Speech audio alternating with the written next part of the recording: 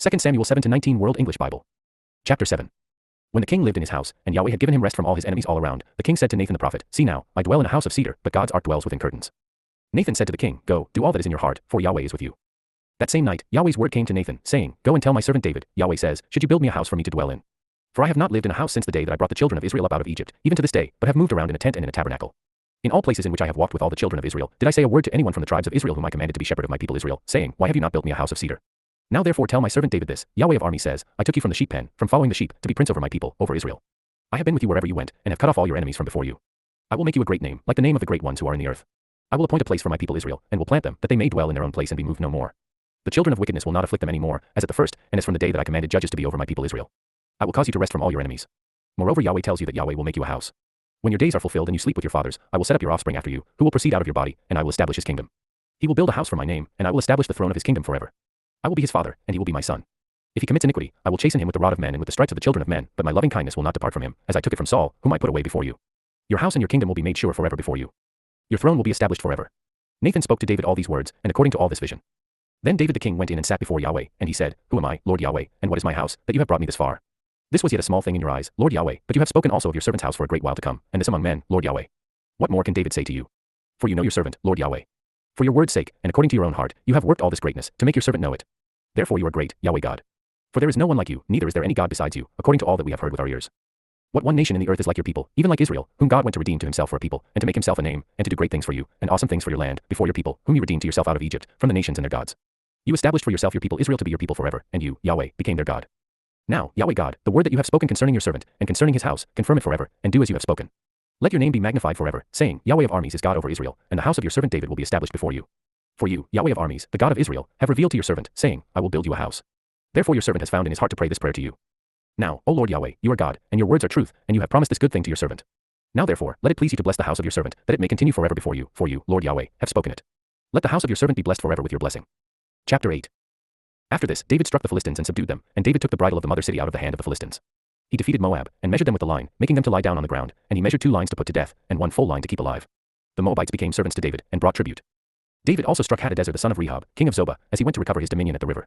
David took from him 1,700 horsemen and 20,000 footmen. David hamstrung the chariot horses, but reserved enough of them for 100 chariots. When the Syrians of Damascus came to help Hadadezer king of Zobah, David struck 22,000 men of the Syrians. Then David put garrisons in Syria of Damascus, and the Syrians became servants to David, and brought tribute. Yahweh gave victory to David wherever he went. David took the shields of gold that were on the servants of Hadadezer, and brought them to Jerusalem. From Beta and from Berotai, cities of Hadadezer, King David took a great quantity of bronze. When Toi king of Hamath heard that David had struck all the army of Hadadezer, then Toi sent Joram his son to King David to greet him and to bless him, because he had fought against Hadadezer and struck him, for Hadadezer had wars with Toi. Joram brought with him vessels of silver, vessels of gold, and vessels of bronze. King David also dedicated these to Yahweh, with the silver and gold that he dedicated of all the nations which he subdued, of Syria, of Moab, of the children of Ammon, of the Philistines, of Amalek, and of the plunder of Hadadezer, son of Rehob, king of Zobah. David earned a reputation when he returned from striking down 18,000 men of the Syrians in the valley of Salt. He put garrisons in Edom. Throughout all Edom he put garrisons, and all the Edomites became servants to David. Yahweh gave victory to David wherever he went. David reigned over all Israel, and David executed justice and righteousness for all his people. Joab the son of Zeruiah was over the army, Jehoshaphat the son of Ahilud was recorder, Zadok the son of Ahitub and Ahimelech the son of Abiathar were priests, Sariah was scribe, Benaiah the son of Jehoiada was over the Cherethites and the Pelethites, and David's sons were chief ministers. Chapter 9. David said, Is there yet any who is left of Saul's house, that I may show him kindness for Jonathan's sake? There was of Saul's house a servant whose name was Ziba, and they called him to David, and the king said to him, Are you Ziba? He said, I am your servant. The king said, Is there not yet any of Saul's house, that I may show the kindness of God to him? Ziba said to the king, Jonathan still has a son, who is lame in his feet. The king said to him, Where is he? Ziba said to the king, Behold, he is in the house of Machir the son of Ammiel, in Lo-debar. Then King David sent and brought him out of the house of Machir the son of Ammiel, from Lo-debar. Mephibosheth, the son of Jonathan, the son of Saul, came to David, fell on his face, and showed respect. David said, Mephibosheth. He answered, Behold, your servant. David said to him, Don't be afraid, for I will surely show you kindness for Jonathan your father's sake, and will restore to you all the land of Saul your father. You will eat bread at my table continually. He bowed down, and said, What is your servant, that you should look at such a dead dog as I am? Then the king called to Ziba, Saul's servant, and said to him, All that belonged to Saul and to all his house I have given to your master's son. Till the land for him, you, your sons, and your servants.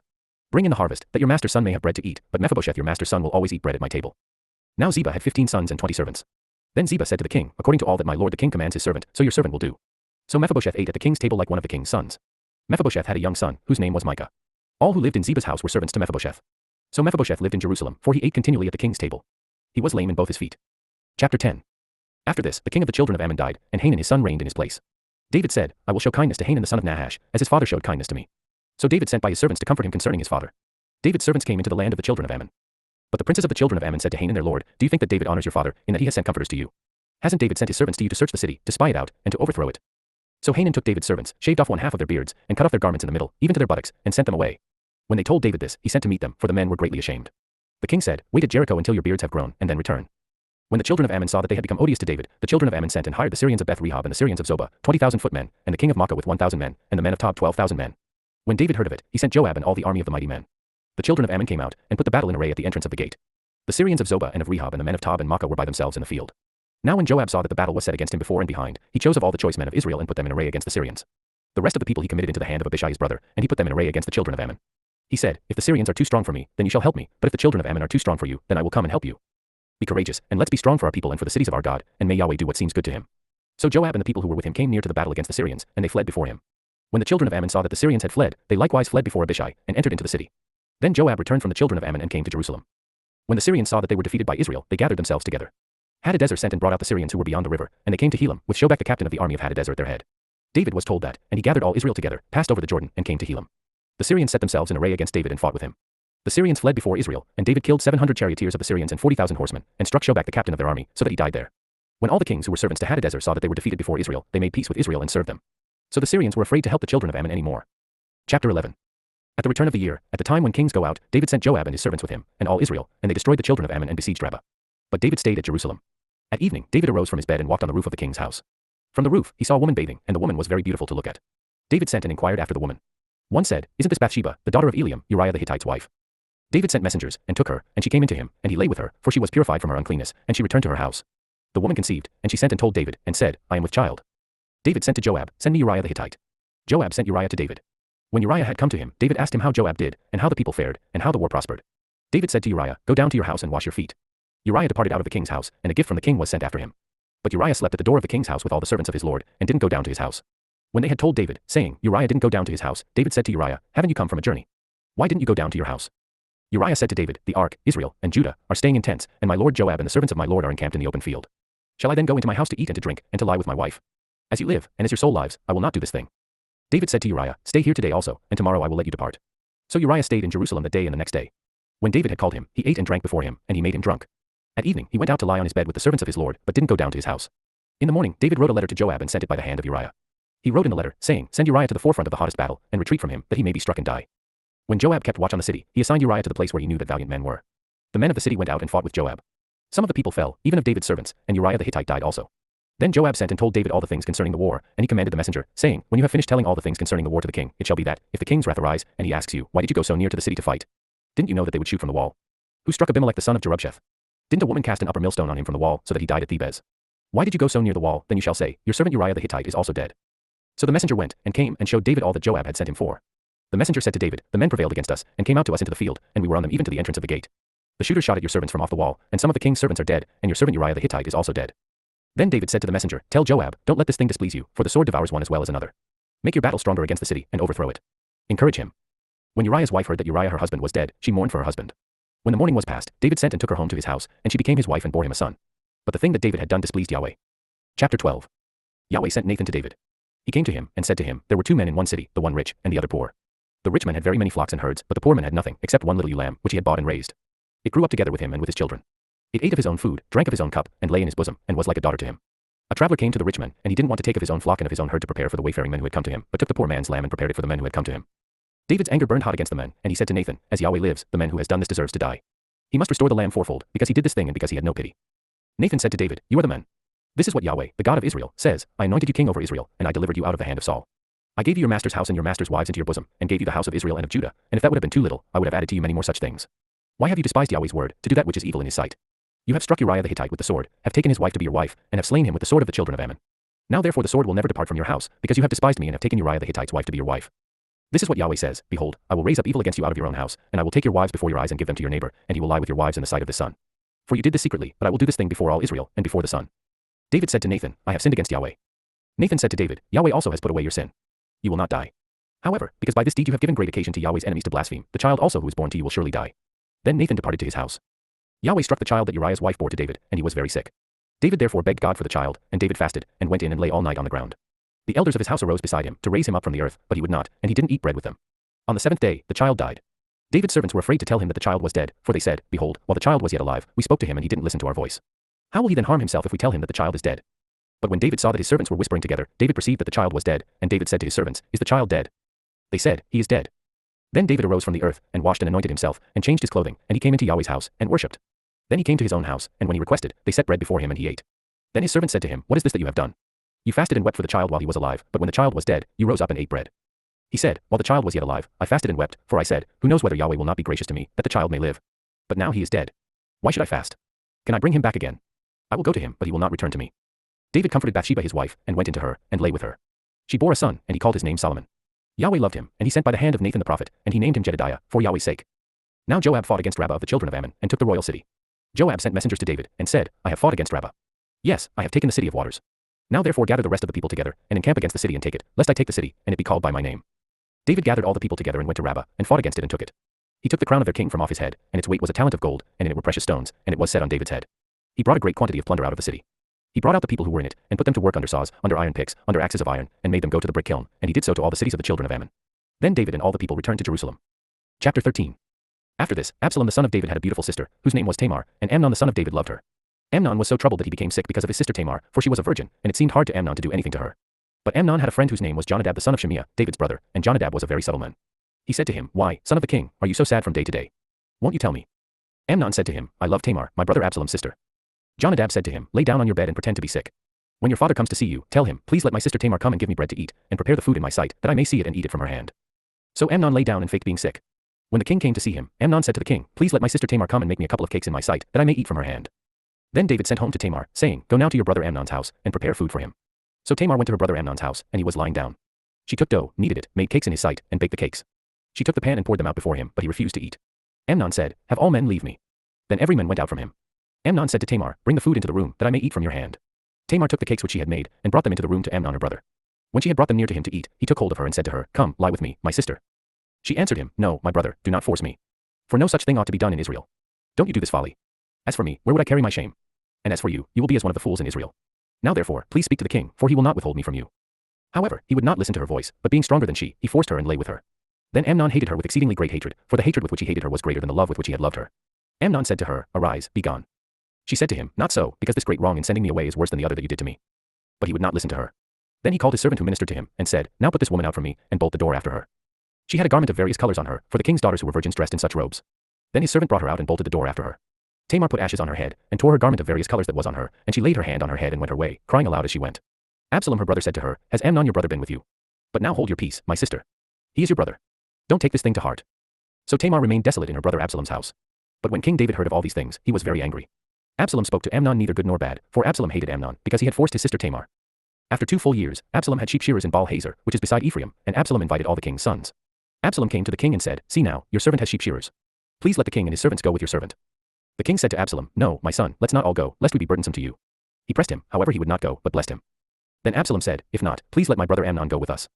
The king said to him, Why should he go with you? But Absalom pressed him, and he let Amnon and all the king's sons go with him. Absalom commanded his servants, saying, Mark now, when Amnon's heart is merry with wine, and when I tell you, strike Amnon, then kill him. Don't be afraid. Haven't I commanded you?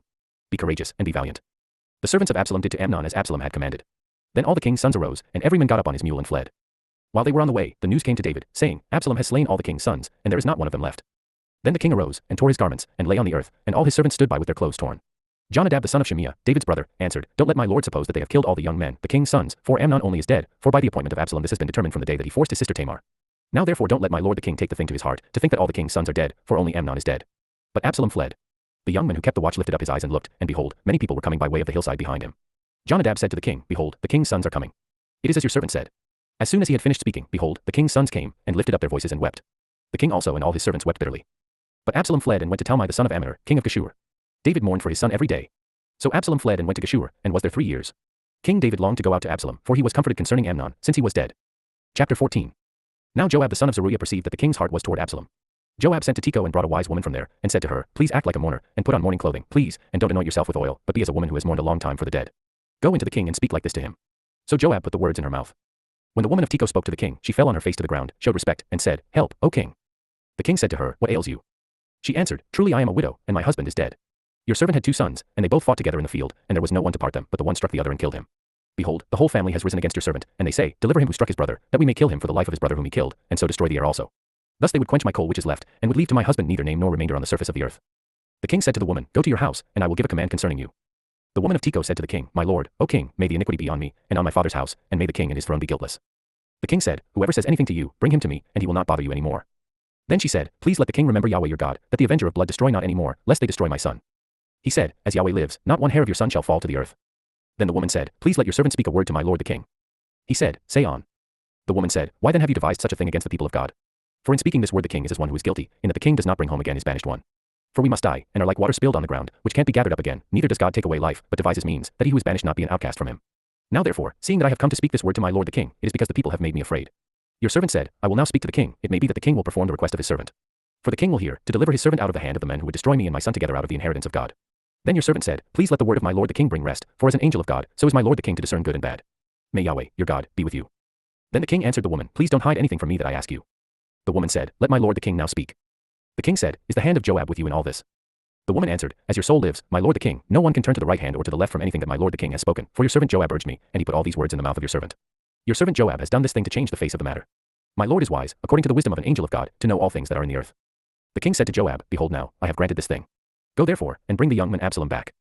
Joab fell to the ground on his face, showed respect, and blessed the king. Joab said, today your servant knows that I have found favor in your sight, my lord, O king, in that the king has performed the request of his servant. So Joab arose and went to Geshur, and brought Absalom to Jerusalem. The king said, let him return to his own house, but let him not see my face. So Absalom returned to his own house, and didn't see the king's face. Now in all Israel there was no one to be so much praised as Absalom for his beauty. From the sole of his foot even to the crown of his head there was no defect in him. When he cut the hair of his head, now it was at every year's end that he cut it, because it was heavy on him, therefore he cut it, he weighed the hair of his head at 200 shekels, after the king's weight. 3 sons were born to Absalom, and 1 daughter, whose name was Tamar. She was a woman with a beautiful face. Absalom lived 2 full years in Jerusalem, and he didn't see the king's face. Then Absalom sent for Joab, to send him to the king, but he would not come to him. Then he sent again a second time, but he would not come. Therefore he said to his servants, behold, Joab's field is near mine, and he has barley there. Go and set it on fire. So Absalom's servants set the field on fire. Then Joab arose and came to Absalom to his house, and said to him, why have your servants set my field on fire? Absalom answered Joab, behold, I sent to you, saying, come here, that I may send you to the king, to say, why have I come from Geshur? It would be better for me to be there still. Now therefore, let me see the king's face, and if there is iniquity in me, let him kill me. So Joab came to the king and told him, and when he had called for Absalom, he came to the king and bowed himself on his face to the ground before the king, and the king kissed Absalom. Chapter 15. After this, Absalom prepared a chariot and horses for himself, and 50 men to run before him. Absalom rose up early, and stood beside the way of the gate. When any man had a suit which should come to the king for judgment, then Absalom called to him, and said, what city are you from? He said, your servant is of one of the tribes of Israel. Absalom said to him, behold, your matters are good and right, but there is no man deputized by the king to hear you. Absalom said moreover, oh that I were made judge in the land, that every man who has any suit or cause might come to me, and I would do him justice.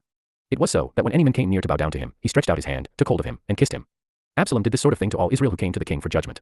So Absalom stole the hearts of the men of Israel. At the end of 40 years, Absalom said to the king, please let me go and pay my vow, which I have vowed to Yahweh, in Hebron.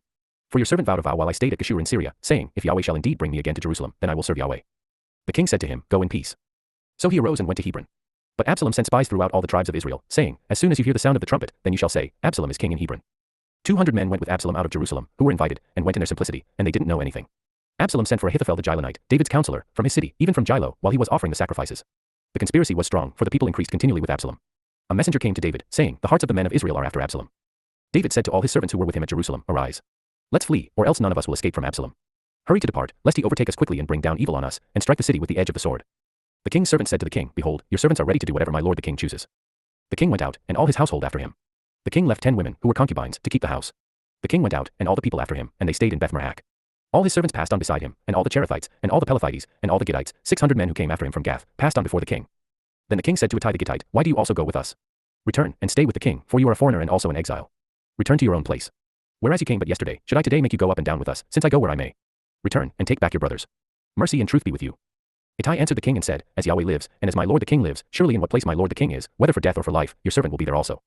David said to Ittai, go and pass over. Ittai the Gittite passed over, and all his men, and all the little ones who were with him. All the country wept with a loud voice, and all the people passed over. The king also himself passed over the brook Kidron, and all the people passed over toward the way of the wilderness. Behold, Zadok also came, and all the Levites with him, bearing the ark of the covenant of God, and they set down God's ark, and Abiathar went up until all the people finished passing out of the city. The king said to Zadok, carry God's ark back into the city. If I find favor in Yahweh's eyes, he will bring me again, and show me both it and his habitation, but if he says, I have no delight in you, behold, here I am. Let him do to me as seems good to him. The king said also to Zadok the priest, aren't you a seer? Return into the city in peace, and your 2 sons with you, Amaz your son and Jonathan the son of Abiathar. Behold, I will stay at the fords of the wilderness until word comes from you to inform me. Zadok therefore and Abiathar carried God's ark to Jerusalem again, and they stayed there. David went up by the ascent of the Mount of Olives, and wept as he went up, and he had his head covered and went barefoot. All the people who were with him each covered his head, and they went up, weeping as they went up.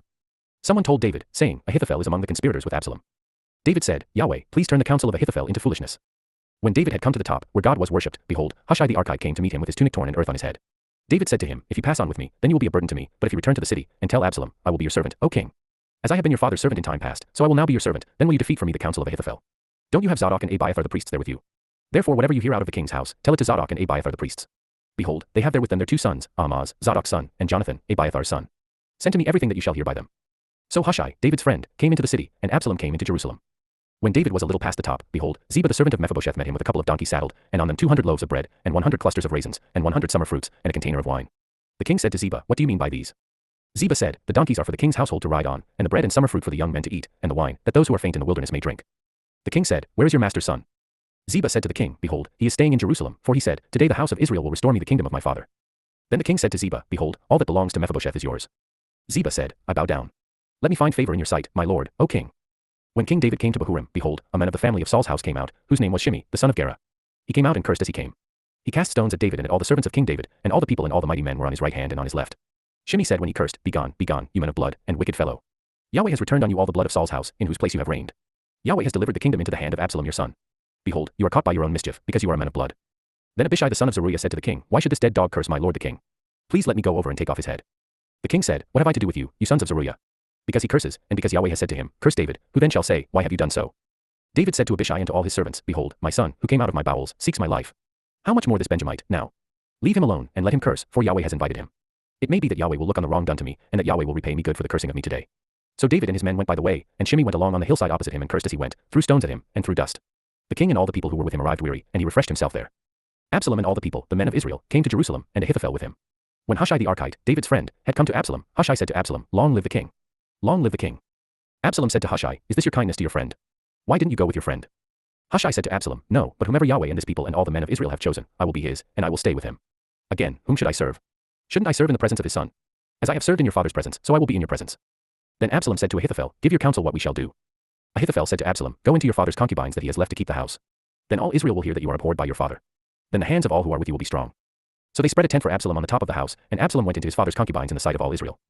The counsel of Ahithophel, which he gave in those days, was as if a man inquired at the inner sanctuary of God. All the counsel of Ahithophel was like this both with David and with Absalom. Chapter 16. Moreover Ahithophel said to Absalom, Let me now choose 12,000 men, and I will arise and pursue after David tonight. I will come on him while he is weary and exhausted, and will make him afraid. All the people who are with him will flee. I will strike the king only, and I will bring back all the people to you. The men whom you seek is as if all returned. All the people shall be in peace. The saying pleased Absalom well, and all the elders of Israel. Then Absalom said, Now call Hushai the Archite also, and let's hear likewise what he says. When Hushai had come to Absalom, Absalom spoke to him, saying, Ahithophel has spoken like this. Shall we do what he says? If not, speak up. Hushai said to Absalom, The counsel that Ahithophel has given this time is not good. Hushai said moreover, You know your father and his men, that they are mighty men, and they are fierce in their minds, like a bear robbed of her cubs in the field. Your father is a man of war, and will not lodge with the people. Behold, he is now hidden in some pit, or in some other place. It will happen, when some of them have fallen at the first, that whoever hears it will say, There is a slaughter among the people who follow Absalom. Even he who is valiant, whose heart is as the heart of a lion, will utterly melt, for all Israel knows that your father is a mighty man, and those who are with him are valiant men. But I counsel that all Israel be gathered together to you, from Dan even to Beersheba, as the sand that is by the sea for multitude, and that you go to battle in your own person. So we will come on him in some place where he will be found, and we will light on him as the dew falls on the ground, then we will not leave so much as one of him and of all the men who are with him. Moreover, if he has gone into a city, then all Israel will bring ropes to that city, and we will draw it into the river, until there isn't one small stone found there. Absalom and all the men of Israel said, The counsel of Hushai the Archite is better than the counsel of Ahithophel. For Yahweh had ordained to defeat the good counsel of Ahithophel, to the intent that Yahweh might bring evil on Absalom. Then Hushai said to Zadok and to Abiathar the priests, Ahithophel counseled Absalom and the elders of Israel that way, and I have counseled this way. Now therefore send quickly, and tell David, saying, Don't lodge tonight at the fords of the wilderness, but by all means pass over, lest the king be swallowed up, and all the people who are with him. Now Jonathan and Ahimaaz were staying by En Rogel, and a female servant used to go and report to them, and they went and told King David, for they couldn't risk being seen coming into the city. But a boy saw them, and told Absalom. Then they both went away quickly and came to the house of a man in Bahurim, who had a well in his court, and they went down there. The woman took and spread the covering over the well's mouth, and spread out crushed grain on it, and nothing was known. Absalom's servants came to the woman to the house, and they said, Where are Ahimaaz and Jonathan? The woman said to them, They have gone over the brook of water. When they had sought and could not find them, they returned to Jerusalem. After they had departed, they came up out of the well and went and told King David, and they said to David, Arise and pass quickly over the water, for thus has Ahithophel counseled against you. Then David arose, and all the people who were with him, and they passed over the Jordan. By the morning light there lacked not one of them who had not gone over the Jordan. When Ahithophel saw that his counsel was not followed, he saddled his donkey, arose, and went home to his city, set his house in order, and hanged himself, and he died, and was buried in the tomb of his father. Then David came to Mahanaim. Absalom passed over the Jordan, he and all the men of Israel with him. Absalom set Amasa over the army instead of Joab. Now Amasa was the son of a man whose name was Ithra the Israelite, who went into Abigail the daughter of Nahash, sister to Zeruiah, Joab's mother. Israel and Absalom encamped in the land of Gilead. When David had come to Mahanaim, Shobi the son of Nahash of Rabbah of the children of Ammon, and Machir the son of Ammiel of Lodabar, and Barzillai the Gileadite of Rogelim, brought beds, basins, earthen vessels, wheat, barley, meal, parched grain, beans, lentils, roasted grain, honey, butter, sheep, and cheese of the herd, for David and for the people who were with him to eat, for they said, The people are hungry, weary, and thirsty in the wilderness. Chapter 18. David counted the people who were with him, and set captains of thousands and captains of hundreds over them. David sent the people out, a third part under the hand of Joab, and a third part under the hand of Abishai the son of Zeruiah, Joab's brother, and a third part under the hand of Ittai the Gittite. The king said to the people, I will also surely go out with you myself. But the people said, You shall not go out, for if we flee away, they will not care for us, neither if half of us die, will they care for us. But you are worth 10,000 of us. Therefore now it is better that you are ready to help us out of the city. The king said to them, I will do what seems best to you. The king stood beside the gate, and all the people went out by hundreds and by thousands. The king commanded Joab and Abishai and Ittai, saying, Deal gently for my sake with the young man Absalom. All the people heard when the king commanded all the captains concerning Absalom. So the people went out into the field against Israel, and the battle was in the forest of Ephraim.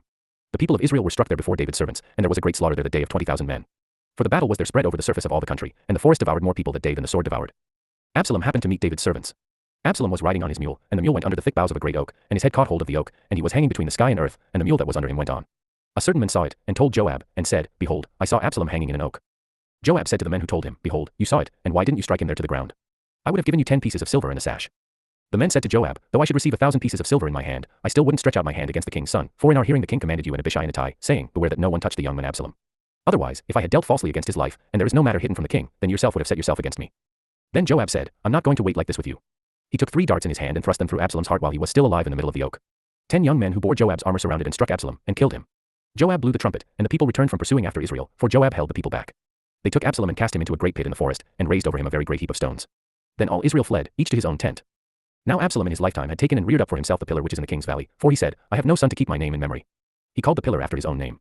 It is called Absalom's monument to this day. Then Ahimaaz the son of Zadok said, Let me now run and carry the king news, how Yahweh has avenged him of his enemies. Joab said to him, You must not be the bearer of news today, but you must carry news another day. But today you must carry no news, because the king's son is dead. Then Joab said to the Cushite, Go, tell the king what you have seen. The Cushite bowed himself to Joab, and ran. Then Ahimaaz the son of Zadok said yet again to Joab, But come what may, please let me also run after the Cushite. Joab said, Why do you want to run, my son, since you will have no reward for the news? But come what may, he said, I will run. He said to him, Run.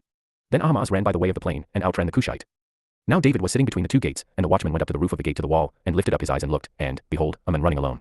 The watchman shouted and told the king. The king said, If he is alone, there is news in his mouth. He came closer and closer. The watchman saw another man running, and the watchman called to the gatekeeper and said, Behold, a man running alone. The king said, He also brings news. The watchman said, I think the running of the first one is like the running of Ahimaaz the son of Zadok. The king said, He is a good man, and comes with good news. Ahimaaz called, and said to the king, All is well. He bowed himself before the king with his face to the earth, and said, Blessed is Yahweh your God, who has delivered up the men who lifted up their hand against my lord the king. The king said, Is it well with the young man Absalom? Ahimaaz answered, When Joab sent the king's servant, even me your servant, I saw a great tumult, but I don't know what it was. The king said, Come and stand here. He came and stood still. Behold, the Cushite came. The Cushite said, Good news for my lord the king, for Yahweh has avenged you today of all those who rose up against you. The king said to the Cushite, Is it well with the young man Absalom? The Cushite answered, May the enemies of my lord the king, and all who rise up against you to do you harm, be as that young man is. The king was much moved, and went up to the room over the gate and wept. As he went, he said, My son Absalom. My son Absalom. I wish I had died instead of you, Absalom, my son, my son. Chapter 19. Joab was told, Behold, the king weeps and mourns for Absalom. The victory that day was turned into mourning among all the people, for the people heard it said that day, The king grieves for his son.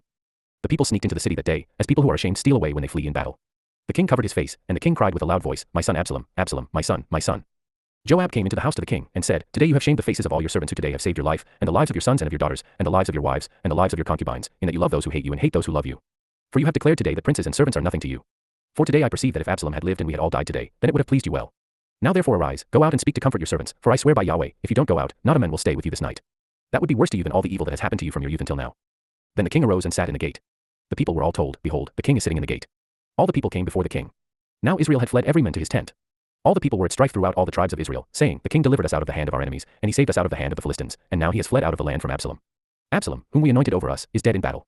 Now therefore why don't you speak a word of bringing the king back? King David sent to Zadok and to Abiathar the priests, saying, Speak to the elders of Judah, saying, Why are you the last to bring the king back to his house, since the speech of all Israel has come to the king, to return him to his house? You are my brothers. You are my bone and my flesh. Why then are you the last to bring back the king? Say to Amasa, Aren't you my bone and my flesh? God do so to me, and more also, if you aren't captain of the army before me continually instead of Joab. He bowed the heart of all the men of Judah, even as one man, so that they sent to the king, saying, Return, you and all your servants. So the king returned, and came to the Jordan. Judah came to Gilgal, to go to meet the king, to bring the king over the Jordan. Shimei the son of Gera, the Benjamite, who was of Bahurim, hurried and came down with the men of Judah to meet King David. There were 1,000 men of Benjamin with him, and Ziba the servant of Saul's house, and his 15 sons and his 20 servants with him, and they went through the Jordan in the presence of the king. A ferry boat went to bring over the king's household, and to do what he thought good. Shimei the son of Gera fell down before the king when he had come over the Jordan. He said to the king, Don't let my lord impute iniquity to me, or remember that which your servant did perversely the day that my lord the king went out of Jerusalem, that the king should take it to his heart. For your servant knows that I have sinned. Therefore behold, I have come today as the first of all the house of Joseph to go down to meet my lord the king. But Abishai the son of Zeruiah answered, Shouldn't Shimei be put to death for this, because he cursed Yahweh's anointed? David said, What have I to do with you, you sons of Zeruiah, that you should be adversaries to me today? Shall any man be put to death today in Israel? For don't I know that I am king over Israel today? The king said to Shimei, You will not die. The king swore to him. Mephibosheth the son of Saul came down to meet the king, and he had neither groomed his feet, nor trimmed his beard, nor washed his clothes, from the day the king departed until the day he came home in peace. When he had come to Jerusalem to meet the king said to him, Why didn't you go with me, Mephibosheth? He answered, My lord, O king, my servant deceived me. For your servant said, I will saddle a donkey for myself, that I may ride on it and go with the king, because your servant is lame. He has slandered your servant to my lord the king, but my lord the king is as an angel of God. Therefore do what is good in your eyes. For all my father's house were but dead men before my lord the king, yet you set your servant among those who ate at your own table. What right therefore have I yet that I should appeal any more to the king? The king said to him, Why do you speak any more of your matters? I say, you and Ziba divide the land. Mephibosheth said to the king, Yes, let him take all, because my lord the king has come in peace to his own house. Barzillai the Gileadite came down from Rogelim, and he went over the Jordan with the king to conduct him over the Jordan. Now Barzillai was a very aged man, even 80 years old. He had provided the king with sustenance while he stayed at Mahanaim, for he was a very great man. The king said to Barzillai, Come over with me, and I will sustain you with me in Jerusalem. Barzillai said to the king, How many are the days of the years of my life, that I should go up with the king to Jerusalem? I am 80 years old, today. Can I discern between good and bad? Can your servant taste what I eat or what I drink? Can I hear the voice of singing men and singing women any more? Why then should your servant be a burden to my lord the king? Your servant will just go over the Jordan with the king. Why should the king repay me with such a reward? Please let your servant turn back again, that I may die in my own city, by the grave of my father and my mother. But behold, your servant Chimham, let him go over with my lord the king, and do to him what shall seem good to you. The king answered, Chimham shall go over with me, and I will do to him that which shall seem good to you. Whatever you request of me, that I will do for you. All the people went over the Jordan, and the king went over. Then the king kissed Barzillai and blessed him, and he returned to his own place. So the king went over to Gilgal, and Chimham went over with him. All the people of Judah brought the king over, and also half the people of Israel. Behold, all the men of Israel came to the king, and said to the king, Why have our brothers the men of Judah stolen you away, and brought the king and his household over the Jordan, and all David's men with him? All the men of Judah answered the men of Israel, Because the king is a close relative to us. Why then are you angry about this matter? Have we eaten at all at the king's cost? Or has he given us any gift? The men of Israel answered the men of Judah, and said, We have 10 parts in the king, and we have also more claim to David than you. Why then did you despise us, that our advice should not be first had in bringing back our king? The words of the men of Judah were fiercer than the words of the men of Israel.